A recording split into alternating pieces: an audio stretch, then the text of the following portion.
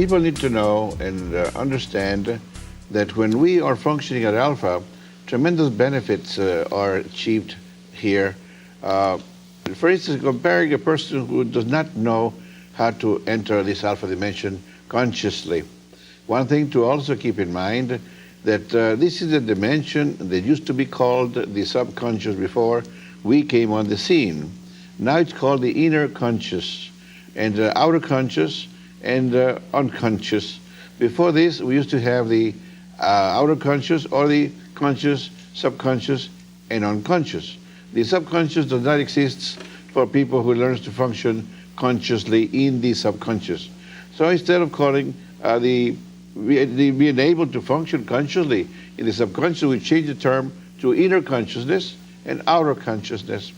Then later we found that what's happening really is that people who do not know how to function in the subconscious consciously, they're using only the left brain hemisphere to solve problems or look for solutions and try to solve problems. Well, people who have learned to use the subconscious consciously, what was happening really is that they were learning to use the right brain hemisphere with full awareness, like they did before with the left brain hemisphere, the outer conscious. So now we know that those who use the left brain hemisphere means that they're using the outer conscious levels. And the ones who have learned to use the inner consciousness or the subconscious consciously, they're using the right brain hemisphere. So they're using either brain hemisphere now. Before, 90% of people, we found that were using only the left brain hemisphere to solve problems with.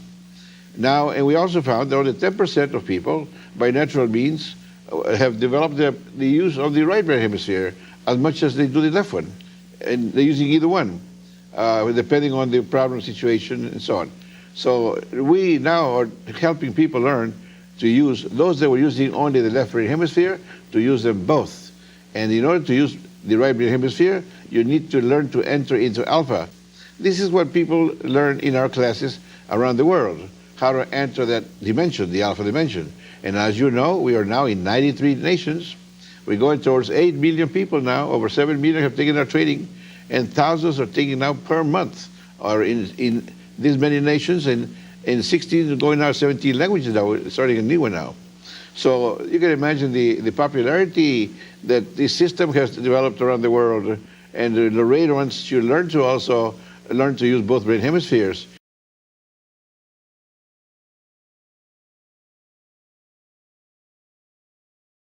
And you want to know the benefits. Well, a person who learns to use the right brain hemisphere as compared to the one who uses only the left one. People who learn to use the left one only, these people are subjected to the psychosomatic health problems. A person who learns to use the right brain hemisphere does not get sick with psychosomatic health problems. Can you imagine the benefit there alone? That means that medical people are saying that more than 90% of all health problems are psychosomatic. So then you would be free of all these health problems if you learn to use the right brain hemisphere. A person who learns to use the right brain hemisphere is called a clairvoyant, is called a psychic, is called a genius. Clairvoyant is the most popular term now. Well, before this, they used to be called prophets and wise men. In the scriptures, they were called prophets and wise men. Now people are being called psychic, clairvoyance, or genius. This is modern terminology now. We're talking about the same people who are able to use both brain hemispheres. A person who uses only, has learned to use the right brain hemisphere, not only will be healthier, but more spiritual, more God-loving. He wants to go to church. He understands this better. Because the mind, the subconscious, is the word of the mind. And the word of the mind is the word of intelligence, human intelligence. And the word of the mind, human intelligence, is sometimes called the Holy Spirit dimension. It's called the kingdom of God, the kingdom of heaven. This is where the God consciousness exists, where the mind functions. You see, the world of the mind is a heavenly dimension because it's spiritual, it's non-physical, non-material, but still energetic. So then, besides being more spiritual, the person is going to be more healthier, and besides this, less accident prone, because the right brain hemisphere is your guardian angel, is a biological, a radar, sonar systems that you sense information mentally there's danger, and then you always evade the danger, and you don't get into accidents as much as a person who does not learn how to use the right brain hemisphere. So a person who learns to use the right brain hemisphere is safer from accidents. Why so many accidents nowadays? Because 90% of people do not know how to use the right brain hemisphere. Now, this is besides it's more spiritual, healthier, safer, and more successful in life.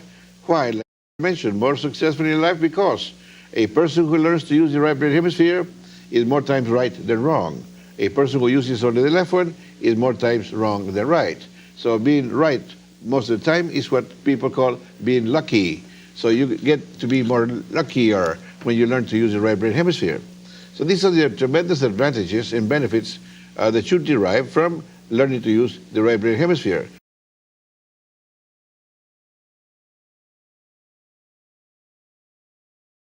People are interested in these so-called other lives, reincarnation, some call it. Well, we mentioned that there are three different theories that explain the same phenomena. So actually, we are not sure as to which one is the real one, and we cannot take a stand on it. But there are experiences before this life, that's for sure. And how has this come about? Through hypnosis and hypnoanalysis, through age regression, prenatal type of age regression. What does this mean? You take an individual, you place them into what we call the theta dimension of mind-brain activity, and we can age regress them to the point of birth. They will remember everything that took place in their life. When you take them to the time when it happened, they will remember it.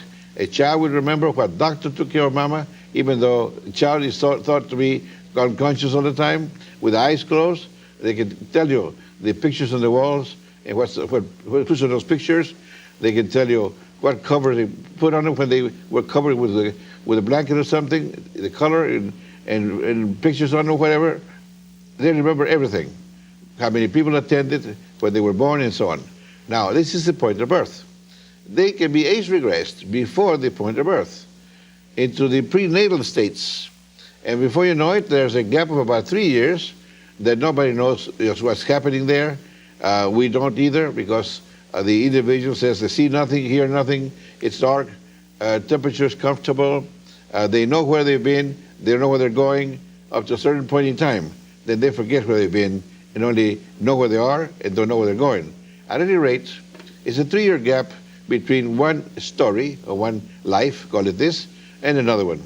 So if you go before this, prenatally it's called, and we did hundreds of the cases here, and as you remember, we quoted one here where the newspaper, local newspaper, took part, and the professor at the St. Joseph's took part, and it was very interesting.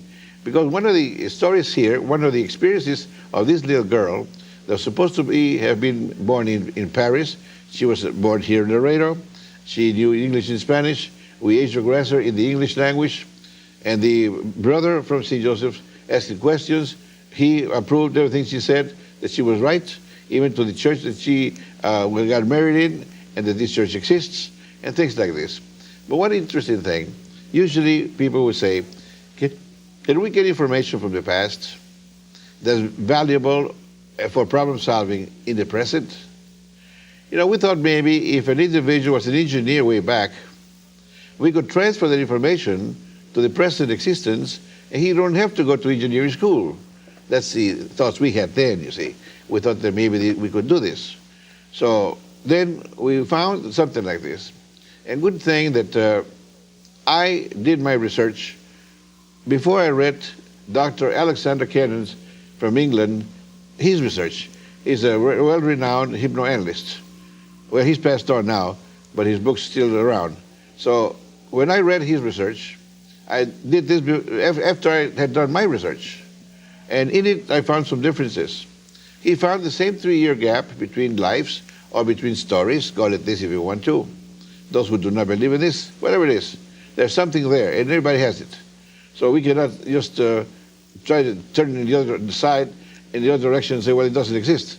It's facing us right straight forward. So there is something there. So he would say that when one life ended and into the next life, that one would go into a garden of waiting, he said, where there were beautiful flowers and music, beautiful music, they don't know where it's coming from, beautiful light, no sun, but beautiful light. And then again, he would say that there are two groups of people, some dressed in white, some dressed in blue. And whatever group of people, the color of the dress, will come near you, that's the sex you're going to have the next time. And he said that his subjects changed sex 6 times on the average. They were males, 6 times they were females. Well, that I did not find. I didn't find a garden waiting. I didn't find the sex changes. I used a male, and as many times I used to regress them, continue to be a male. And that goes for females also. So for me, it never changed. Now, I wonder, because actually these people's minds at this level are very psychic, means very mentally developed. They can sense what you're thinking. And if the operator, me or Dr. Cannon, had thought in mind that these subjects will give what they want to hear. So actually, this is very complicated. You need to do something like what is called the double blind. The operator should not know what the subject is saying or what he's going to say or wants him to say, because you may be biased in maybe thinking about something. Well, if you like to hear that, they'll give it to you. Well, this is the reason why I think that Dr. Cannon found whatever he found in changes of sex as well as the length of time in the garden waiting. Well, actually, since if I had read his research before I did mine, I would be biased to expect the same thing. And in this dimension, where you're researching in the field of mind, it is said nowadays, it's well known now, that one only finds what one expects to find. One finds only what one expects to find. If I approach a project with a mental attitude that's positive, I will get positive results. But if I approach this project with a that's a negative mental attitude, I will get negative results. So this is what we can more or less arrive at, that you find only what you expect to find. So we need to be very careful in wanting to figure out what's going on. But this actually happened, and this is how we can test some information to be true or not true. Since then, I have learned to say that the truth and reality is only that when applied, solves problems. Now, I could not find information in the past lives that I could use to solve problems, present problems. One situation, for instance, is very close to saying, well, I mean, you did find information that would solve a problem if you call it a problem. And this is what happened. In age regressing this little girl that's supposed to have lived in Paris when we know she didn't, and she named the street where she was born and the address where she was born and things like this. When she was saying this, when she got married, she said that they had a cook. They went through a whole lifetime over there in the other experience. Had a cook, and then at the time I said, will you call the cook? I want to talk to him. Will you call him over? And she moved to a different direction. Her face moved and moved her lips. Then she turns to me and says, he's coming a little later. She says, he's busy right now. He's coming a little later. We continued doing whatever we're doing. A little later, the little girl says, he's here now. The cook says, what you want to know? I said, I want to know the name of a very popular French recipe. And she turned to her side and she said, put this down. Get a piece of paper, put it down. So I put down the name of supposedly a very popular French recipe. Then I said, would the cook be so kind to give us the ingredients so we can prepare it ourselves? She turned aside again, and then she says, yes, we were going to do this. So be sure that get your pencil and paper. I said, I've got it. Okay. Then she started describing through the cook, according to the way she would move her head, as though she's listening to the cook and tells us what the cook is saying, and wrote down a very complicated recipe. And the little girl was 9 years old. And at that age, I say, if she tried to boil water, she might even burn it. See, that's how much of a cook she is. Anyhow, coming through her, this very complicated recipe, next thought would be, she's hallucinating. She's making it up. Just in her mind, whatever comes to her mind. Well, we're looking for a cook here in Laredo.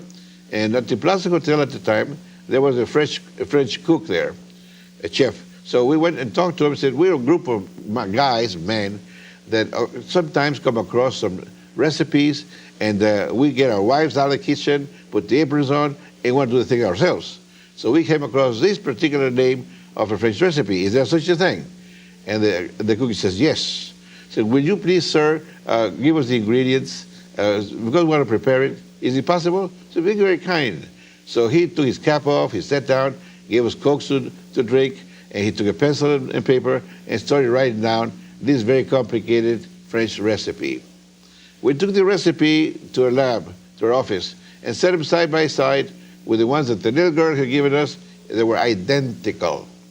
Now, this is as close as we have gotten to getting information from the past in so-called other lives and bring that information forward. If we had a problem that we had to have that recipe and we couldn't find any other way, well, I mean, we've solved our problem by getting information from the past.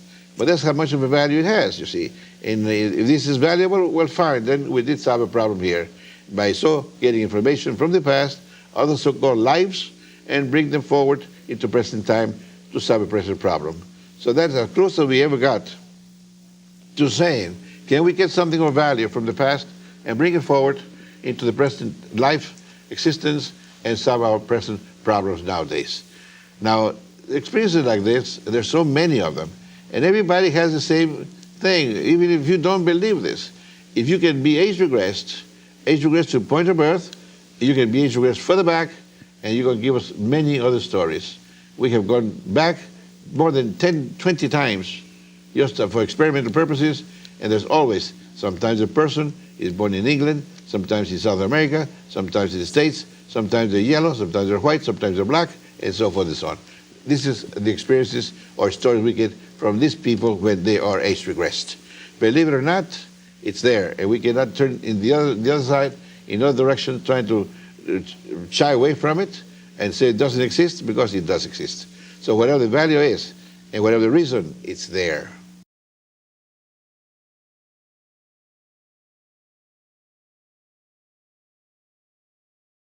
Prenatal is one thing, and postnatal is another thing.